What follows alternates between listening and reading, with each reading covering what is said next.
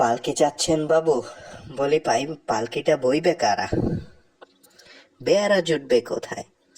ম্যালেরিয়ার নতুন আমদানি, ঘরে ঘরে মেয়ে মর্দ সকলের জ্বর।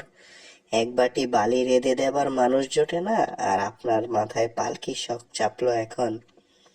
লোকটি বিনোদের সামনে সেইখানেই মেঝের উপর বসে পড়ল।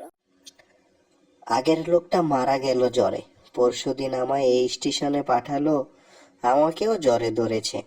কপালে কি আছে জানি নে। 2 মাসের মধ্যে বিনোদ শ্বশুরবাড়ির কোনো চিঠিপত্র পায়নি। মন বড় উতলা।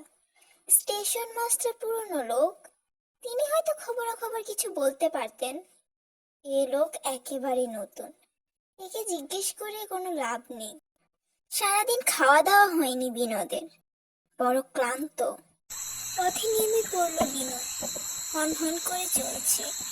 হাত ঘড়িতে 9টা, সন্ধ্যা রাত্রি বলা যায়। এরই মধ্যে চারদিকে একেবারে নিঃশব্দ।